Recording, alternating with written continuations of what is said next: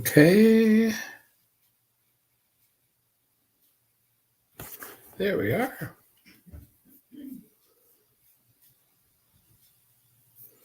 All right, we're going live. There we are. We're ready to rock and roll.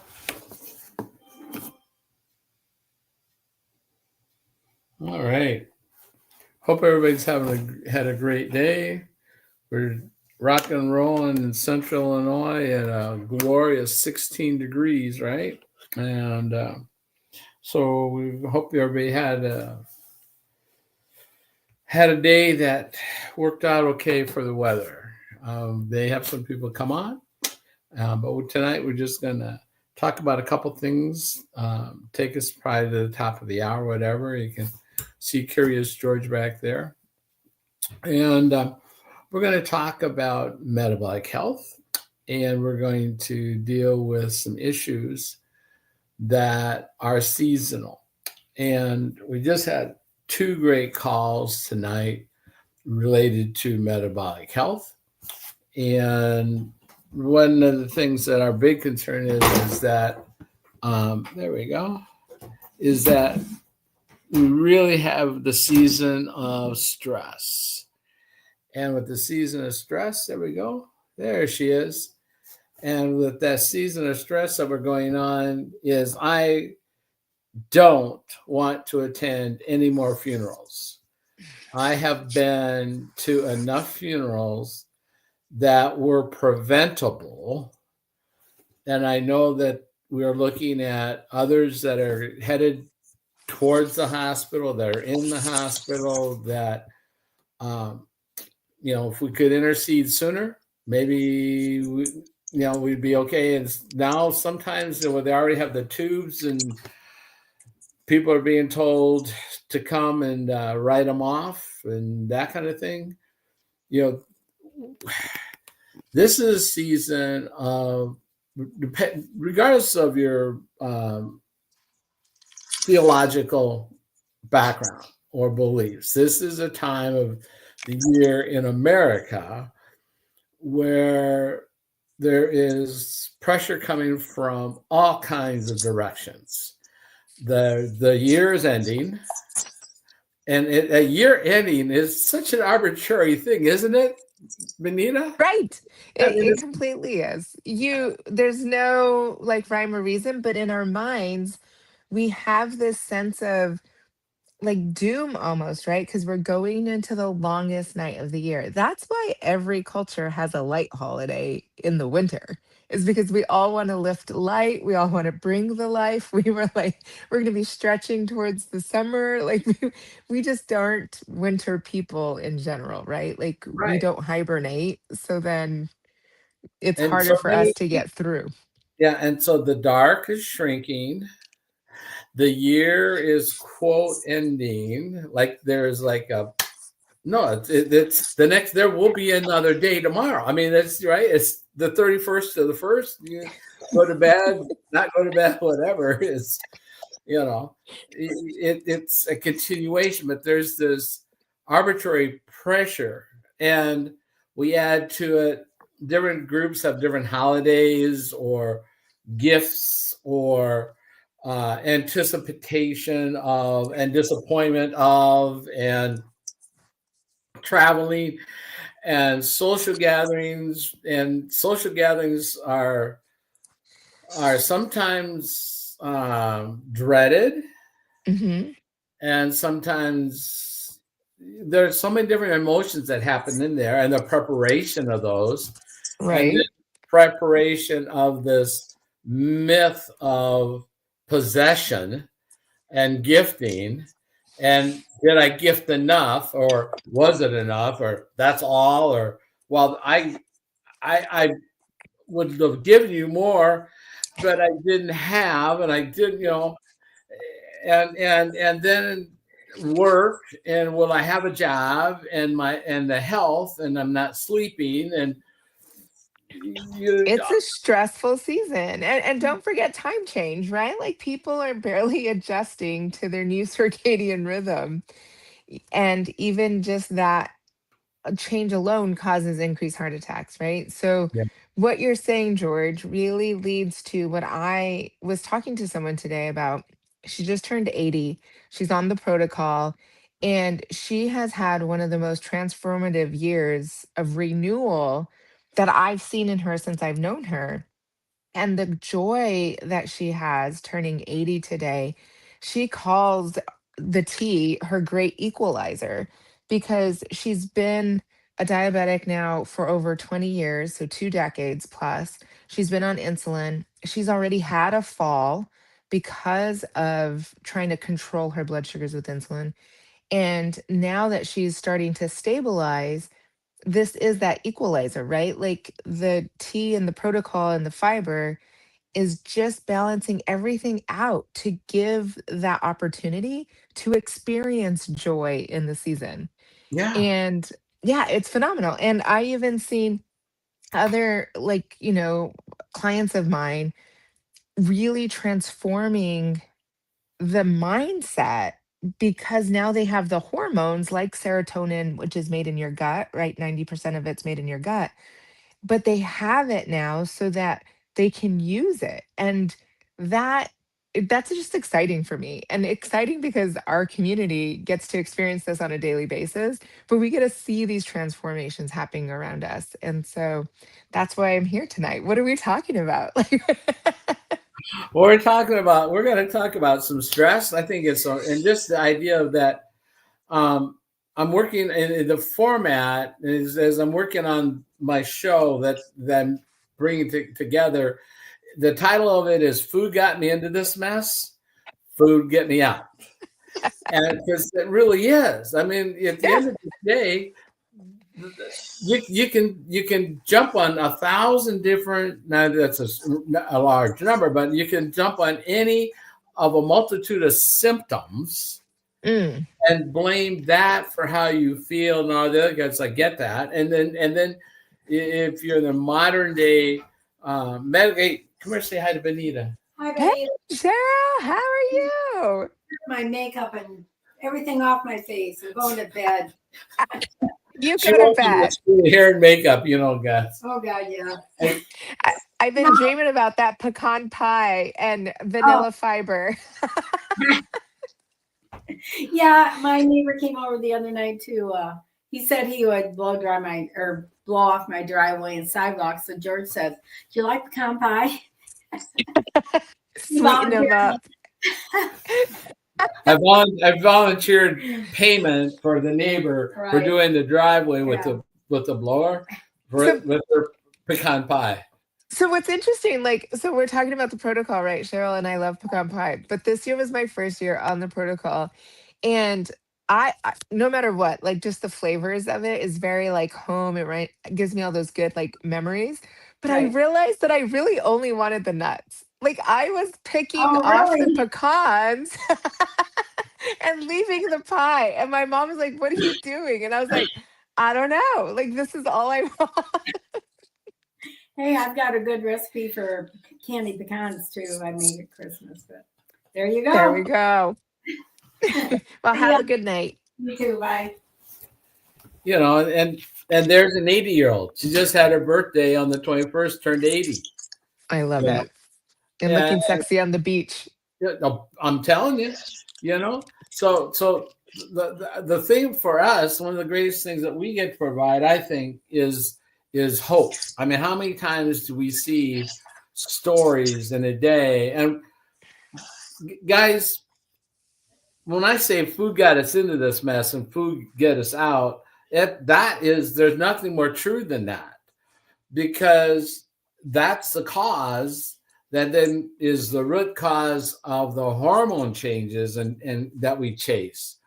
And part of the next my show format is I'm going to have a wheel. We're going to spin the wheel, and we're going to spin the wheel twice. And the first wheel spin will be for the system, cognitive, skin, digestion, it's going to be the difference. And then the next wheel spin will be for one of the 10 symptoms in Mhm. that thing. Now, that will be the topic for that show. Okay, perfect. I Okay. love this. So And every show is going to be as random as we are. exactly. But there's going to be the structure. So this is why I wanted you on, because I want to talk about kind of this idea, because I value your creative expertise, and we can also with humor be able to teach those that will see this video. Right. And then what's the one thing that's so current that everybody's talking about? Well, it's chat or Gemini or Some sort code, of AI. Yeah. just AI. So every when I pull those up, then we're gonna go, well, let's ask if it's related to insulin Insulin resistance. resistance. And I'll punch it in and play it on loud. Here it is. What does it say? I Right. don't know. We'll Oh, see. I got a new one for you this week because I was like blown away. So one of the side effects that I've had, so I just so that everyone knows, I've started the protocol January 4th, and Dr. Kenny reached out to me. I was complaining about perimenopausal symptoms, and now I realize it wasn't perimenopause at all. It was insulin resistance. And he was like, "You need to start this protocol." And I was like, "I trust you, Dr. Kenny. Like, just give it to me all. Like, give me the business, give me the protocol. I'm jumping in the deep end, right? I like to cannonball into the pool." And, when I started it, I was really going after trying to get rid of brain fog, night sweats, and lose some weight around the belly, right? I was growing that extra tire, and people were asking if I was pregnant, which told me that people were seeing what I was feeling on the inside. Like it Sure. wasn't a joke anymore, right? And once those things started melting away, what I didn't expect was that my migraine headaches that I had suffered with since I was an 11-year-old girl and insulin resistant, that those were related to my metabolism. Now, people always told me it's a trigger. Find out what your trigger is. Take this medication because it's a neuron that fires. It's random. I have been told everything you can possibly think of. And I have spent thousands and thousands upon thousands of dollars to treat my migraine headaches. Like there's been a few ER visits in there. There's been times where I had to hire, an IV nurse to come and just like pump me full of Toradol just so that I could get through some of these things. And my poor husband, like when I go into a migraine, he was helpless, completely helpless. And you have this person in front of you in excruciating pain. Like there was times like I can't drive, I can't take care of kids, all of it just falls apart. And in the last 11 months, I have had the threat of one migraine, and that was because I had a high indulgence day of sugar with no fiber. And once I realized that, I was like, no way did I realize that fixing my metabolic health would give me that freedom from headaches. Isn't that amazing? It's phenomenal. Like, and there's been times in my life where I've gone a few months without a migraine headache, and it just so happened to correlate with me improving my metabolic health. Now, had I known what I was doing, I could have had a lifetime of freedom.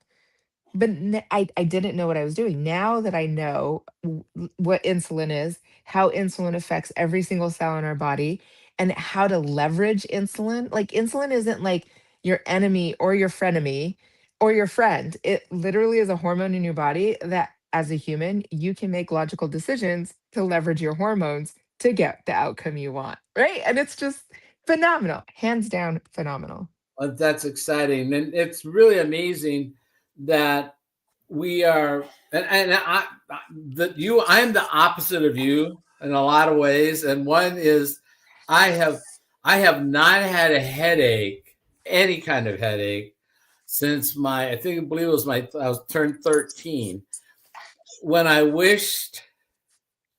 You could wish on your birthday. So I wished my 2 headaches a year on the Chinese. I figured two headaches on 13 billion people would not be noticed. So I'm honest. We talk about the method and visioning and putting up there. I was ahead of my time. I gave my headaches to the Chinese, and they got them.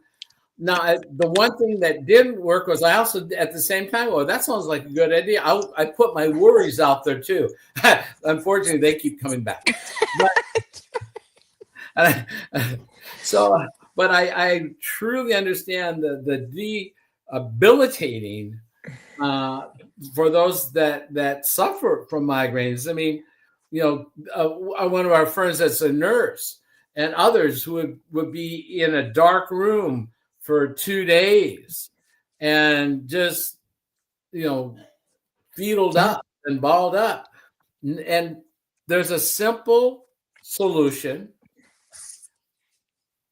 that we know that it's crazy that we learn and are learning this from actual results of people just like you. Hey, listen, look what happened to me.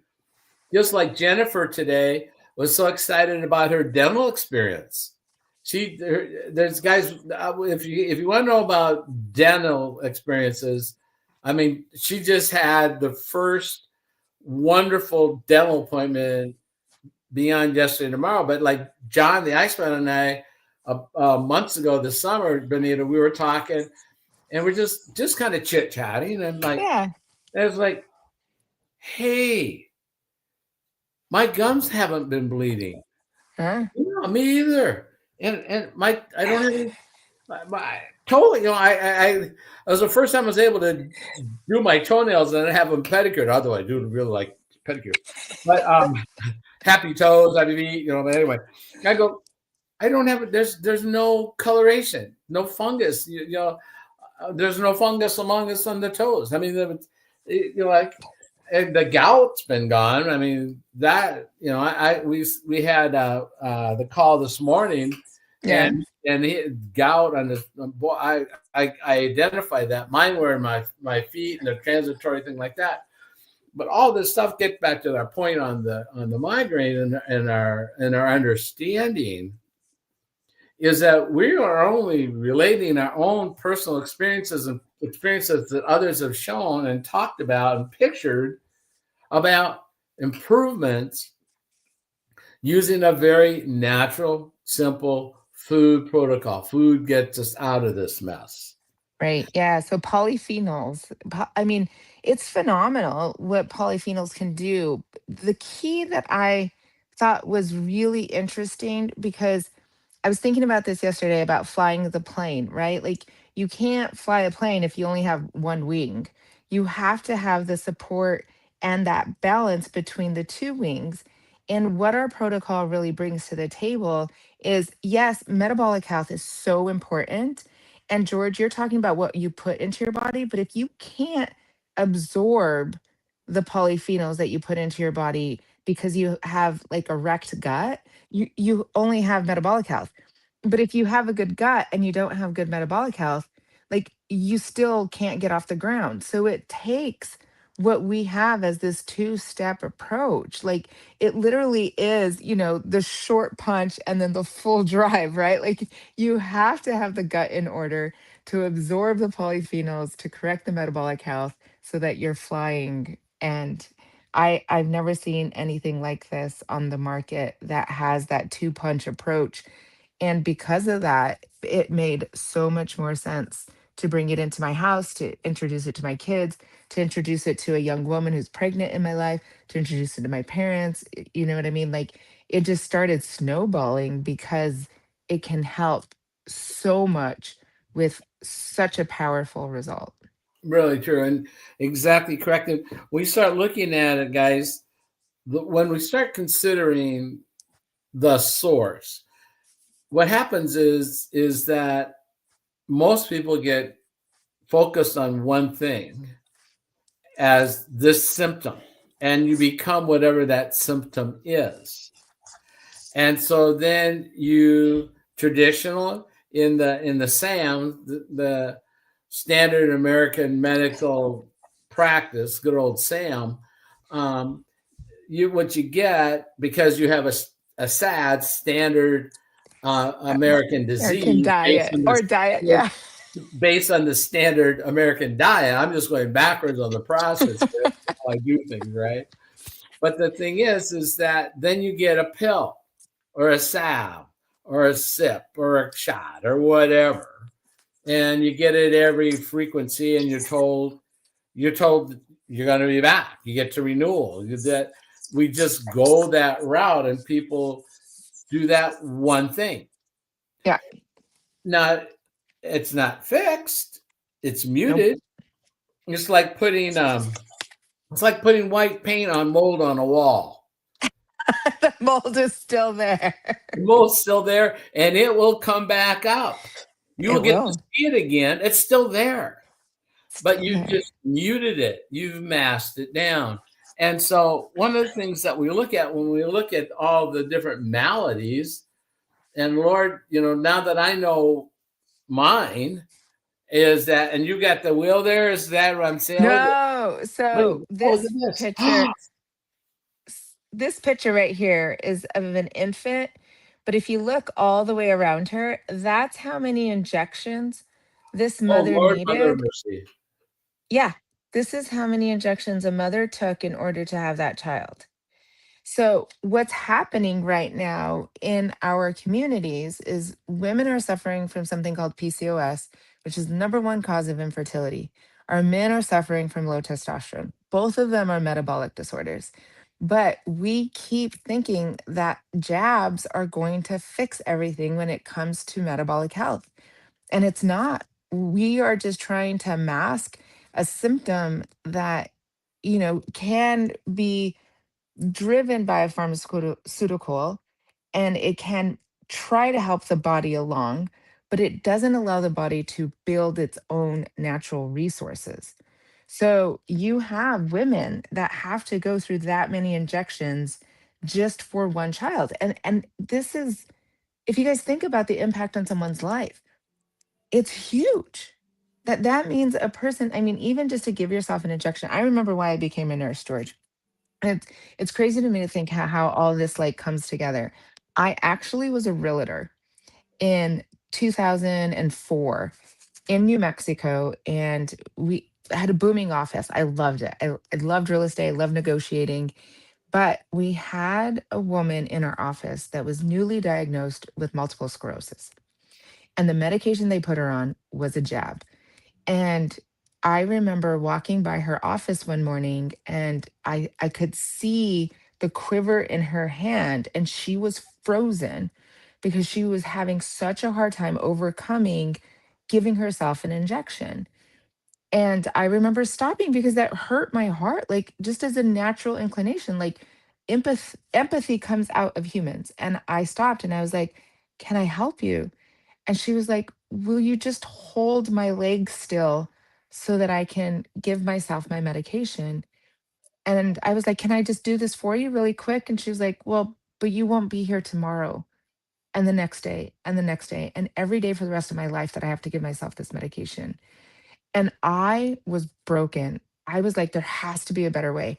And when my husband transferred to Oregon, that's when I was like, I got to go back. I got to learn. I got to figure out what is going on. What's anatomy, physiology? What's the language? How do I speak it? How do I understand what is valuable, what is necessary, and what is superfluous? Meaning, like, why are we taking out nuclear bombs to do something that a natural tea can correct? Right? Like, why are we giving Yeah. injections when a tea has a better performance result? It just doesn't make sense, right? And so that's now I'm seeing like my whole The life come beauty full of it. circle. And what does it do? What does that protocol? What is that treatment? Let's call it a treatment. What does that do? Well, we're hoping that that'll do it. But what does it do mentally? What does it say mentally to your relationship? What does it do to a couple? The value. Am I whole? I'm not whole. And Oh, that isn't it? Well, who's there? There's always a fault. yeah. You know, I can't, which he can't, and so then we both They go into testing and spend thousands to see, okay, well, who may be short or who may be this. And now, Yes. and so what does that do to a relationship? And we go back, there is a symptom. There's a symptom, but where did the cause come from was over here on the food. Food got us Yes. into this mess. Right, right. And more than that, like if you want to go to food, George, because I'm a young mom, I have 4 kids. Actually, I'm an old mom considering my age. I had a geriatric pregnancy, is what they call it. I wasn't even supposed to deliver at home. Like after 36, you're illegal, like you're not allowed to deliver a baby at home, which is like mind-blowing to me. I'm like, what? Like I was 35 one day and the next day I deliver, I'm 36 and I'm not allowed to deliver at home. Anyways, but what I was You could going to have been show. camping. You could have been out in the wilderness, and then that would have been natural, right? Just, I don't know. so, Silly. where So was I silly. going with that? Because of this, for me, you're talking about food. But if we talk about a growth chart of an infant, the difference between a breastfed baby and a fed baby is insulin resistance. And you literally can see on a formula fed baby the insulin resistance. It starts off at infancy. They have so much more weight gain. It's all around their bellies, and they don't start to reverse that until they start walking when they become a toddler. And that's when the breastfed babies will start matching with the growth, because the growth of a formula fed baby is phenomenal. It's like boom, they are like at the heaviest weight, like in the shortest amount of time. And so even just that, if a toddler doesn't convert to burning fat, they will go into their adolescent years already insulin resistant, which makes them pre-diabetic by the time they're teens when they go into a natural insulin resistant state in puberty, right? Like it's phenomenal. It's cradle to grave. I mean, you literally are starting these kids off in the cradle, insulin resistant, and then they go on to become full of heart disease, full on diabetics, full of Alzheimer's, put into nursing homes with full care. And it never stopped for them because it was a lifelong battle that was never reversed. And this protocol can help address that root cause. Exactly. And part of it is that just go back to the gestational point, just for some people that they say, what? There was a time, and I think most people living now remember when they were used to be a reference to crack babies, people that were women that were on some kind of drug, some kind of chemical dependency. Understand the infant in utero, while it's developing, is on that same diet, let's go it this way, as the mom. Whatever she Yep. gets, the kid gets. And then that used to be the crack was, I don't even know, crack must not be around anymore. It's nobody ever talks about it anymore. But Well, it's fentanyl now. And then people die more. But the whole thing is that insulin resistance, which is the inability of the cells to take the glucose in, and there's all kinds of maladies in that is already inherently not inherited. It is part of the hormonal going on inside that infant. So when the child is born, it is addicted to sugar. It already is. And then exactly what you're saying, if they're not breastfed, they're on a formula. Look at the label, turn the label about and look what the ingredients are on those formulas, whether it's, I'm not going to say the names, I could spot them all off. I'm a grandpa of 15 and a great grandpa too, but I'm the oldest of 10. I've been around a few kids. Okay. But you start looking at the ingredients on those cans or even bottles or bags. I mean, if they got a barcode in a box by can, doesn't matter. Look at the ingredients, and you're going to see all types of different kinds of sugars, starches, which turn to sugar faster than sugars. You're giving a drug to an addictive victim, the child. Yeah. And it's no wonder once you start looking at it like the Captain Obvious, it should be no surprise. It should be no surprise that kids have diabetes early, right? Type 2 diabetes or obesity or non-alcoholic fatty liver and all PCOS and earlier menstrual cycles, because their hormones are all out of whack to the normal thing that was when I was a kid. So I was born before 1970. I was born in 1950. So, but you were born in 1970, right? Ish, 80? 80, 79. Yeah, okay. yeah. So you were born after. I'm a zennial. Okay, that's right. So you were born after 1970. Okay, that's my line, my demarcation line in the sand. Because before 1970, food was different. Once we got to 1970 and beyond, we have the introduction of high fructose corn syrup. Yep. We now have all the seed oils. Yep. We have the fiber has been stripped out. Yep. We have ultra-processed food. We have the tobacco industry for 2 decades that controlled the food industry and brought the addictiveness of the science that they had. So you've never not. And the last thing that I remember, I had them in elementary, but I did not have them in middle school, is we lost our cooks at school. So we no longer had line prep chefs inside our cafeterias. We transferred the last of the cooks in our cafeteria was in our grade school. And by the time I got to middle school, it was prepackaged food that was warmed up and served.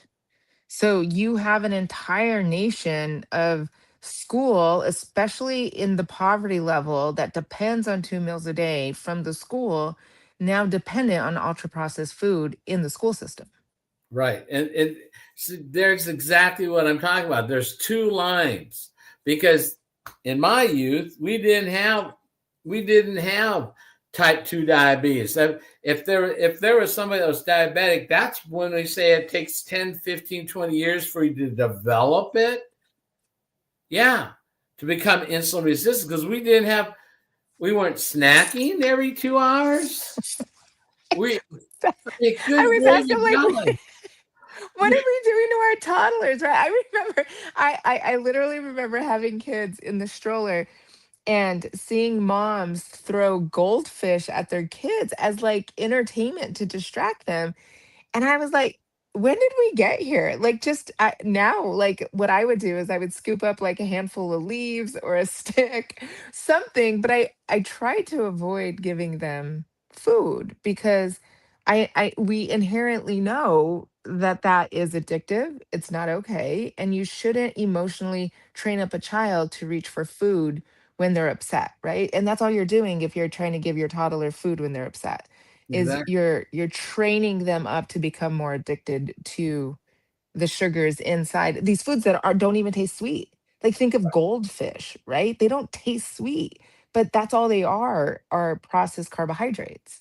Exactly. And when the amazing thing is that when you start really looking at the history of food, look at the history of the increase of frequency of these diseases, and you start looking at the age drop of the frequency from everything from Alzheimer's and dementia, brain fog, PCOS, fatty liver, type 2 diabetes, Type 1 diabetes too. blood pressure, sarcopenia, gout.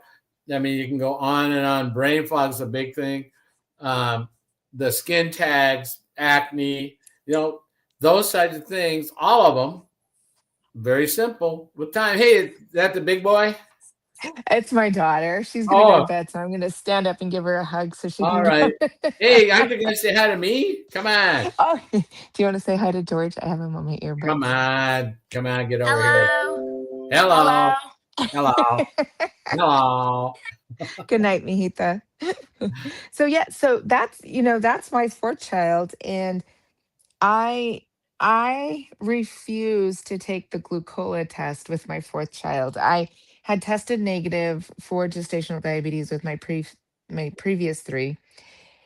And there's a part of me that looks back and I'm like, ugh, I probably should have taken that test. I didn't realize that having stressed my body out with 5 pregnancies in 5 years, that fourth pregnancy that went to gestation would put me into that.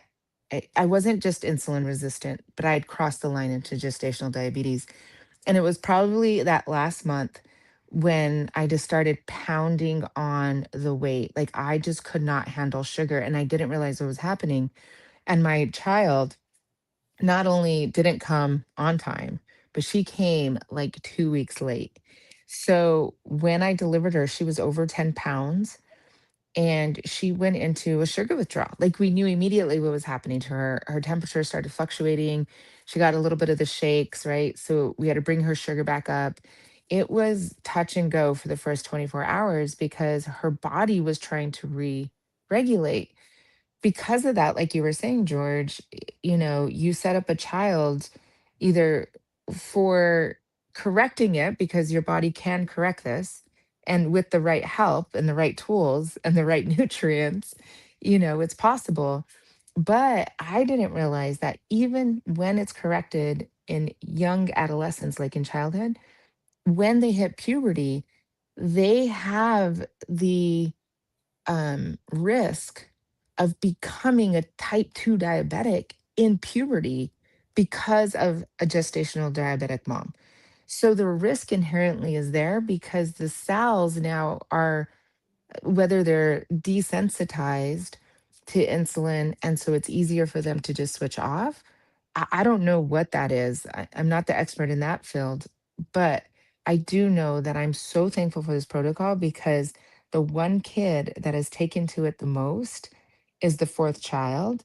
And it's because I think inherently she knows she needs it the most. So she actually really enjoys the tea and she'll make herself a tea every morning. And then usually when she has like a high, carbohydrate dinner, I can see her reaching for the fiber. And I try not to be like, you have to do this, but I'm definitely encouraging it as she grows through these preteen, teen years, because, it's just something she's going to have to pay attention to all her life. And they're blessed to have you as leadership by example. They really are. You Thank know, you.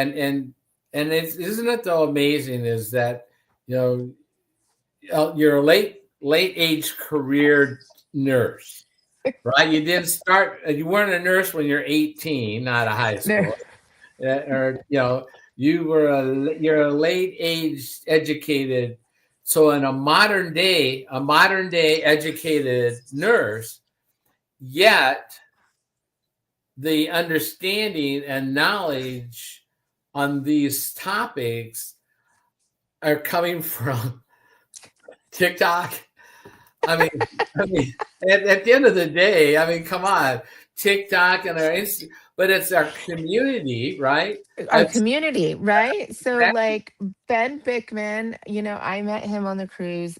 Phenomenal work that he's doing in metabolic health. And I just started Mindy Peltz she has a 6-month coaching program. And there's some things that, I lost 35 pounds this year, but there are some things that I still want to learn from her that I can leverage for my girls in my house, right? So I'm doing her 6-month program because I also want to build more strength. I'm ready to gain weight, like you. Isn't that weird? Like we wanted to lose all this weight, and then we're like, oh, wait, now we want to gain all this muscle. So now we're like, can we gain some pounds back? what did George do? He gained 9 pounds. He gained 9 pounds, and his waist got smaller. What? How do you do that? I mean, and you're 74. You're supposed to be losing muscle, and your hair's growing back. What do you mean your hair is growing back? You're 74. You're supposed to really start falling out. Yeah, it's we're learning the truth of things, and you're right. I mean, we're blessed that our community has found itself, and we continue to share. But our company shares and is constantly bringing in and educating and free education and training. And we had every week we have at least one national science call on Tuesday nights, and you're certainly welcome to come. We'll send you a link. We'd love to have you there. And tonight was on gut dysbiosis and some other things, like all related to gut. Yeah. And a doctor is taught. These are usually led by doctors and nutritionists and that kind of thing, guys. If you haven't been on a call, you'll come, you'll learn. It's all about the science, and we're trying to teach and educate you. And the company does that for free. We were just on a cruise, and Benita just said that we were, and we had a good time. I got to meet her children, some of them anyway, and they just had to endure me on the beach and elsewhere. But we had a ball. But the point is, before the cruise, and after I did the Spartan run, at our convention, there was 3,000 of us there, over 3,000 of us. There were 9 experts in a panel discussion. The company had 9 experts, leading experts. And Dr. Mindy Peltz couldn't be there. So 2 weeks before that, there was a private conference with Dr. Mindy Peltz and Dr. Ben Bickman for us. The company had us do that. But then on the cruise, there was a bunch of those speakers are on the cruise. Oh, by the way, you might have been on a cruise. I don't know if you've ever been on a cruise like we were, because our company bought the ship. Isn't that the best? It was only 40% full. Like, I've never been on a cruise. For about 1,000 of us, we had the whole ship. I think the crew outnumbered the people, possibly. Right? It's like, so I agree. Yeah, it was. So the company is a marvelous company in terms of just pouring into us so we can pour to others and share our stories, share hope. And that's where we started this whole thing, is that it's a stressful time of the year, and we don't want people that and if you know someone that is struggling with anything, any metabolic condition, there may be mental, maybe brain fog, maybe vision, maybe their weight, their image, their mood swings, type 2 diabetes, blood pressure, gout, all of those things, anything on that, anything that she's showing you right there, all of those things and more are really related to the one hormone, which is insulin. But now you had stress, now we have cortisol. That's the fight or flight. Now there's a war. And then you start going into muscle loss. Now you have anabolic stress. And then your gut starts working wanky. Now you have gut dysbiosis. George, you're not giving any hope. I'm getting there. And you open up the door, and it looks like all the people in the church, right? Here's the people, right? There they are. Exactly. And how you get rid of it is you get rid of insulin resistance, and everybody's happy. And I don't have my balance, but it literally is as simple as tea packets pouring into your water. And I travel with these everywhere. I put them in my purse. I love it that I can shake it up in a water bottle. So even if I leave my bottle behind, I don't have to worry about like carrying something with me. I enjoy drinking it. I enjoy the flavors. It's it's been such an easy thing to add into my daily routine that has made the most impact that I've ever found. Yeah, exactly. It's very And I've simple. tried a lot of things. Like, I just want to like put that out there. Like, they market supplements to men and women and medications to men and women like nobody else's business, right? Just like my migraine medication. So my migraine medication was $100 a tablet, and it was marketed by the same tennis star that is marketing the GLP-1 jab. And the thing is that she has plenty of money to hire whoever for her nutritionist, to hire a chef, to provide her with a personal trainer. So, diet and exercise, she has no excuse. And yet, she still markets a GLP-1 antagonist. This isn't GLP-1. This is something that like antagonizes GLP-1. Like that's just mind-numbing to me because we have a tea that literally on this protocol will naturally allow you to make your own hormone again, right? Like you're not having it, this doesn't antagonize it. This allows your body to work. It's yeah, it's a Exactly. So game changer. there's again, we go back to the cause. Why do people even see? It's money. Let's be truthful. I Mhm. mean, it's all about profit. And let's face it, if you weren't snacking, would the companies make as much money? Duh, right? And if you were healthy, would the pharmaceutical companies make as much money? Duh. If you were healthy, would the medical professionals, would the hospitals, would the care facilities make as much money? Duh. Would the gyms and all the health gurus make as much money? Duh. So is there profit in you being healthy? Or is there profit in you being unwell? Right. Exactly. It's all in being unwell. So the hope, guys, is if you understand that food got you into this mess, food gets you out, look for natural solutions. And here's some free ones. Here's a couple of free things you can do starting tonight. Turn this off and go to bed. Don't go back to the kitchen. I Dude, so even one of the things that I did, which is so free, right, George? Because you're about to give away our free tips. Because shh, everyone's going to learn our free tips, and then it's going to be easy. But in 2020, when my kids had to stay home, right, I literally made a sign that was like kitchen open, kitchen closed, because I knew that kids would start to bored eat.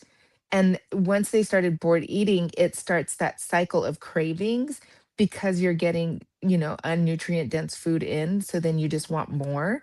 And so we would wake up in the morning, and this was before I knew the tip number two, right? That's free. But I would close the kitchen. I'd be like, it's closed. And so just like you're saying, go to bed, right? After you eat dinner, brush your teeth, go for a 10-minute walk, do whatever you need to do in the evening, and then go to bed. Don't ever go back to the kitchen. Like one of the things that I've realized also, George, that you've been talking about since 1970, our home designs have caused the kitchen to be the focal point of modern day homes. So they're accessible, they are in your face. You can smell everything. You have direct access from your resting place in the living room to your kitchen. And that's how homes are literally designed and made so that that is your focal point of your life. So it's very hard to manage if you're using food to satiate yourself and to comfort yourself. exactly. So one of the things is that we take, go get more sleep, right? Get more sleep. Get more sleep. Get the blue light, sleep, get all the way through. And by the way, one thing that happens with this protocol is you won't wake up with night sweats. You won't be going to the bathroom every 2 hours, just so you know. Probably won't. You'll stop snoring. I sleep like a ninja. I go to bed. I'm done. There's no noise. I'm just like here.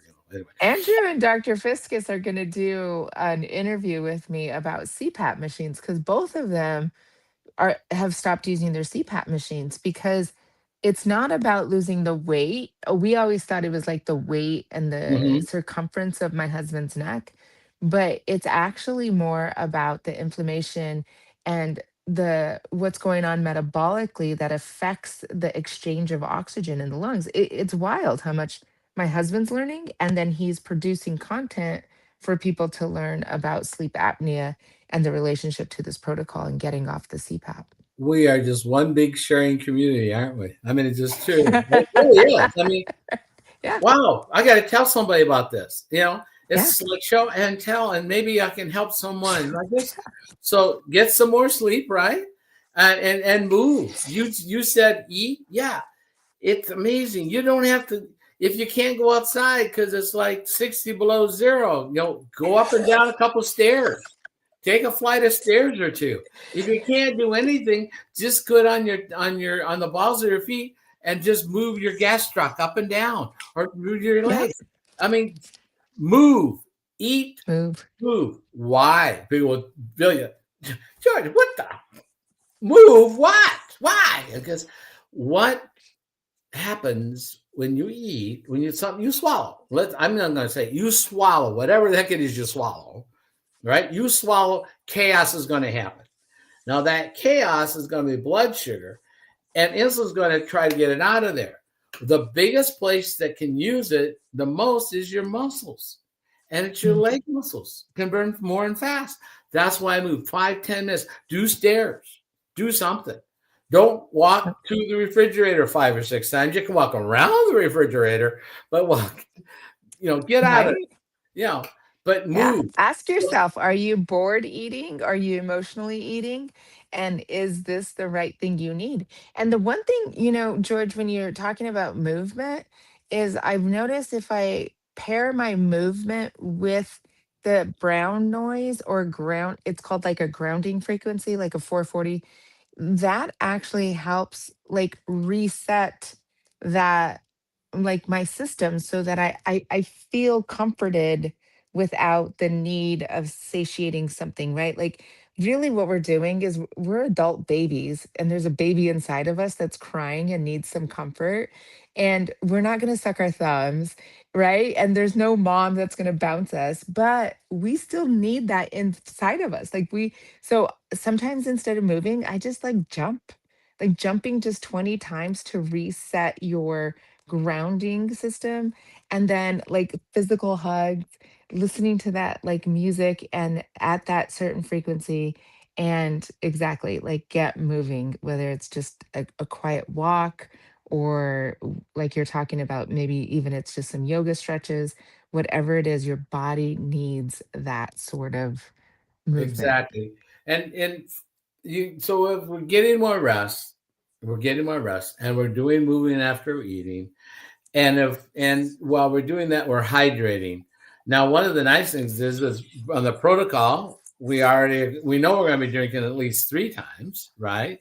But you can drink more. But we want to hydrate. We want to keep drinking. That's one of the things that happens is that people, if we start having those headaches, for example, or nauseous or different kinds of gut dysfunctions, we don't have enough minerals. So look at a good high quality salt, whether it's our Signal, which is a great flavor, Yeah. another drink and just another drink, or you could add it to that, or you're going to Himalayans, pink Himalayan, Hmm. the Redmonds, the Celtic, the Baja Gold. There's all kinds of high quality salts that have minerals, trace minerals.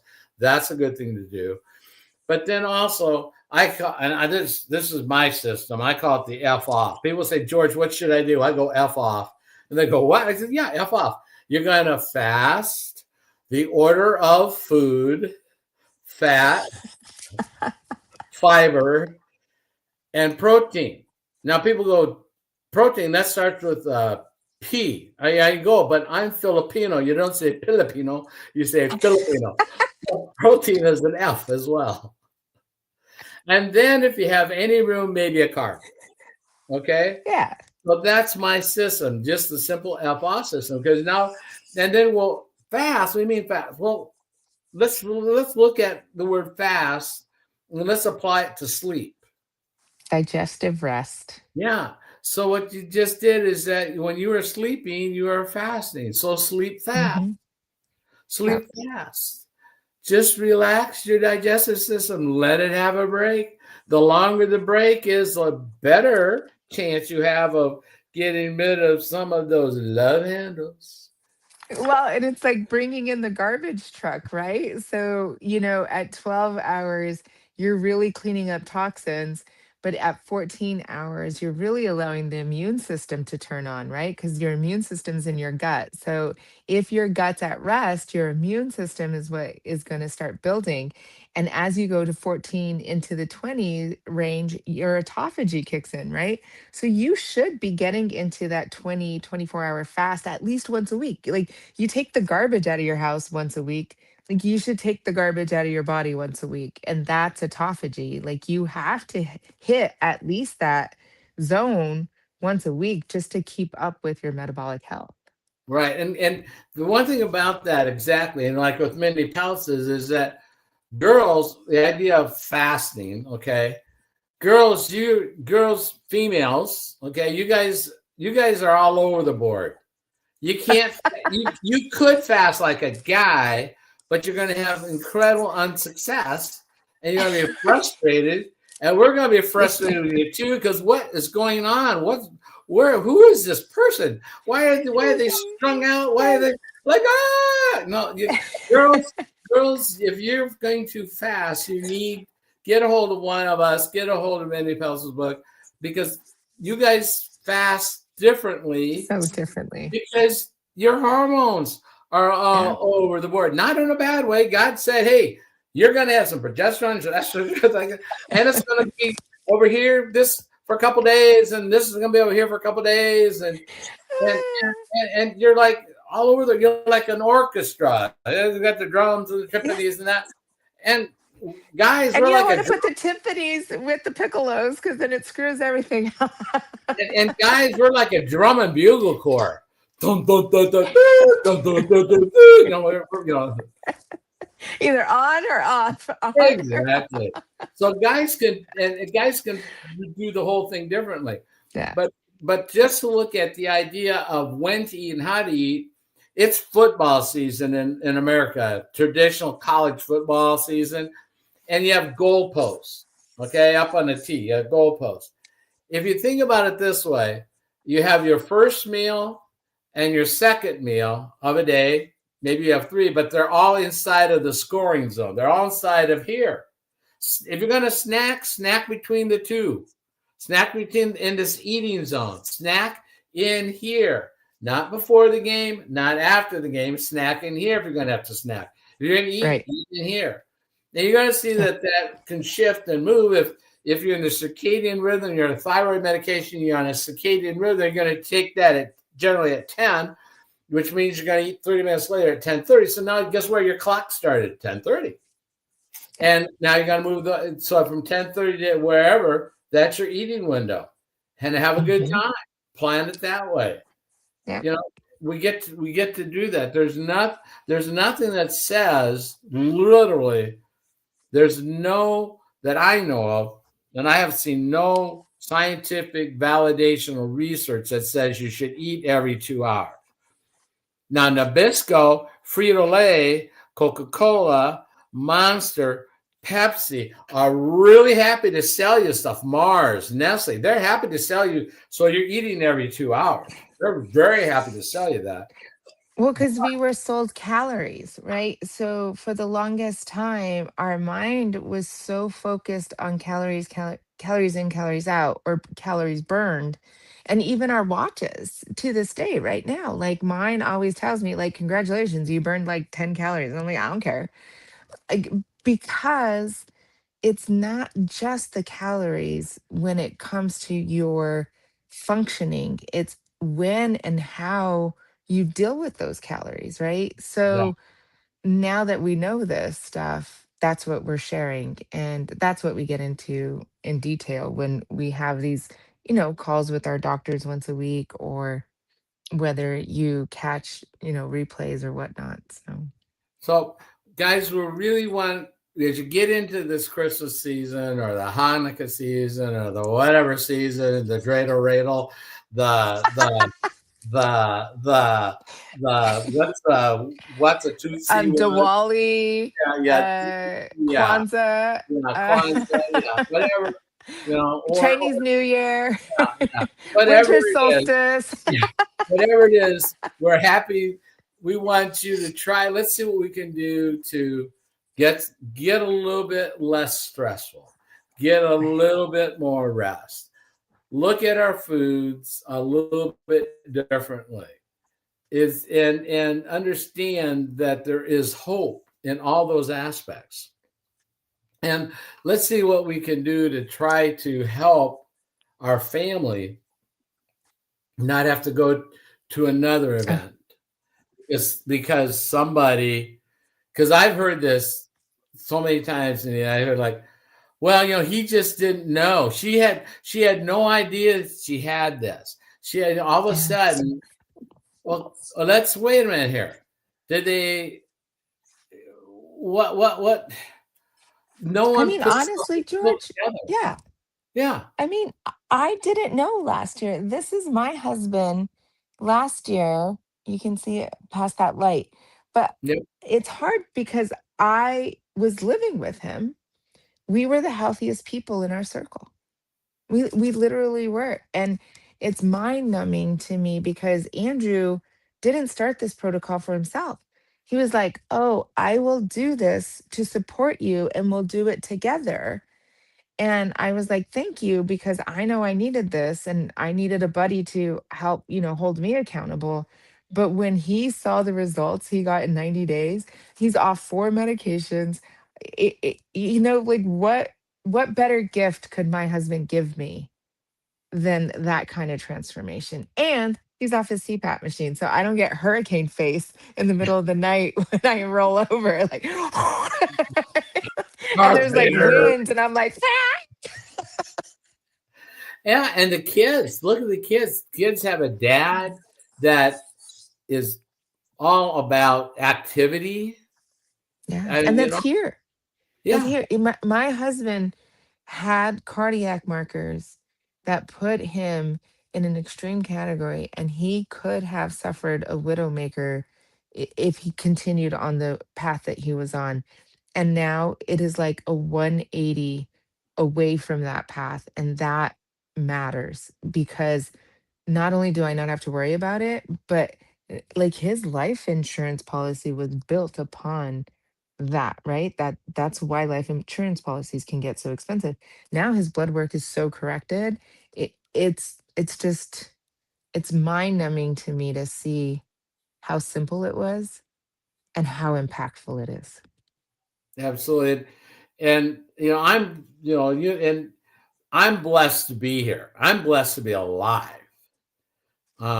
Because a year ago in October, a year ago, I was encouraged to go get my blood work done.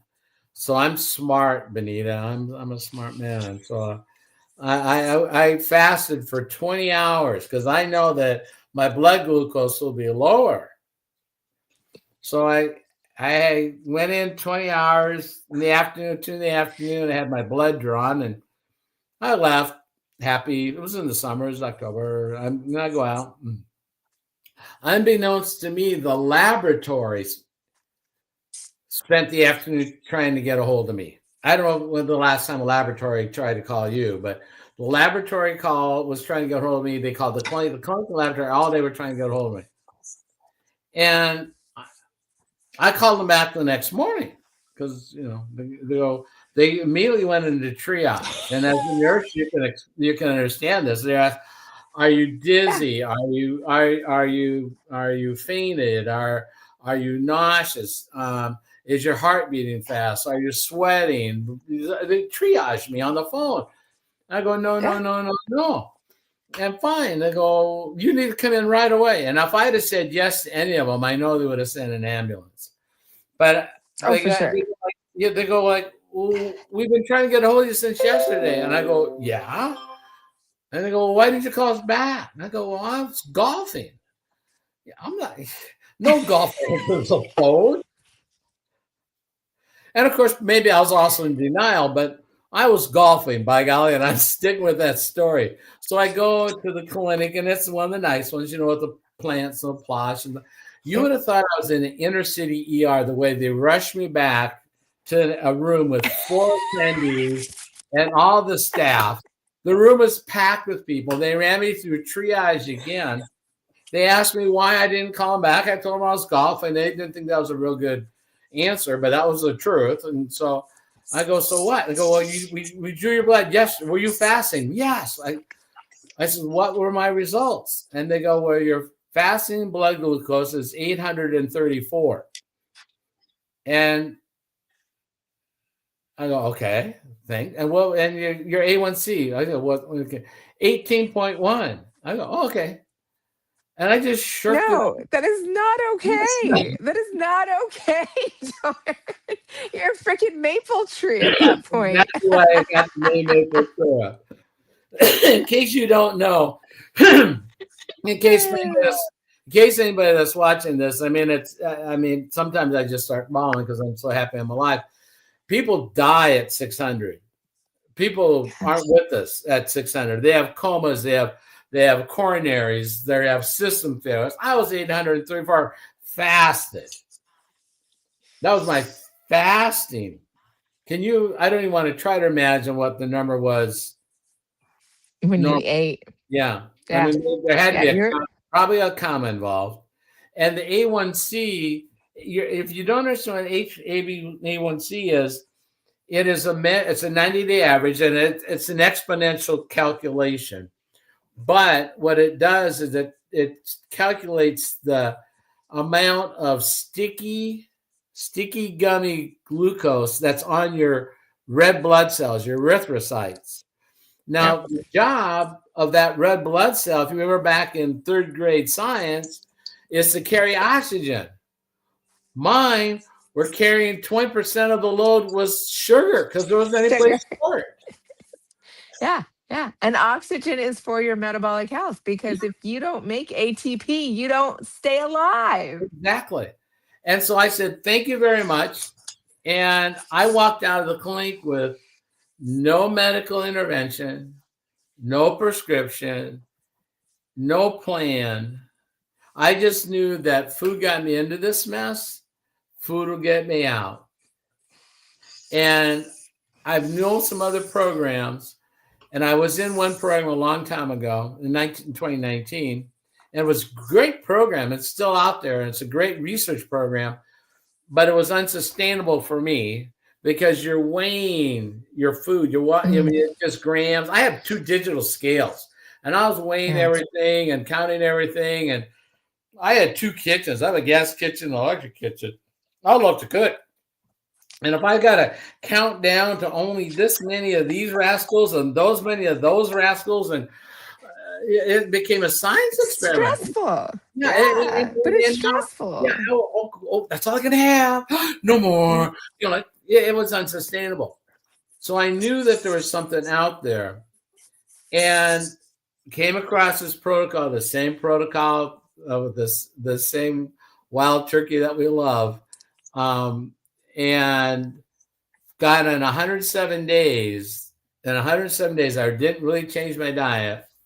In 107 days, I went from 834 to 90, which is wow. And it went from 18.1 to 7.2. Now, while that's still diabetic, understand it's a 90-day average on an exponential scale. That is a meteoric fall with this protocol. Yeah, not meteoric like as in small, but meteorite as in massive. Yeah. I'm so thankful that you found this protocol. And I'm so thankful that we're teamed up together because I think that's what also just was so encouraging, right? Like when we started together and our team was building and we were supporting each other, that makes a difference when you plug in. And so if anyone's looking to plug in, don't hesitate to reach out to me or George, because when we pull leaders into our circle of influence, we truly are supporting one another. We're building off ideas, we're encouraging each other, and we have bad days. Like I literally had like one of the worst days, chock full of no's, and it is okay because just getting your text tonight like, hey, let's go live, I know that this information is going to get into the person that needs it tonight, right? And after all of the no's, for other things, right? It's Giving Tuesday, and I was looking for tax credit scholarships, but we still support each other, and that's community. And people are looking for community, and it's okay to join a community that inspires you to be a better person, cleans up your metabolic health, puts you on the right track to success, and gives you a business. Like it's just, I don't know about you, George, but it has been an absolute blessing. It is. And I mean, I love you and your family. I love the big boy. I mean, Andy, he's the bud. He's the bud. I don't know And where he's hiding. I think he went to pickleball. He's back home now. probably. Maybe see, I used to be a highly competitive racquetball player. And the reason I don't play pickleball is because there's a net. Now, if you make a game where there's not a net, I guarantee you I'll be kicking butt. But see, there's a net, and I don't like going over. Racquetball, you go under. It's supposed to skim. Pickleball, you get to go over a net. You got to chase the ball. Racquetball, you're in a room. Slap, slap, slap, slap, slap, slap. Done. Yeah. Okay. Well, I'll have to remember that. But it was nice talking to you tonight, George. Thanks Good for to having you. me on. Thanks for hopping on. And yeah, anytime. I appreciate this. You're a blessing. It's always good to see you, Benita. All right. We love you. All right. Love you. All right. Bye now. Adios. Adios.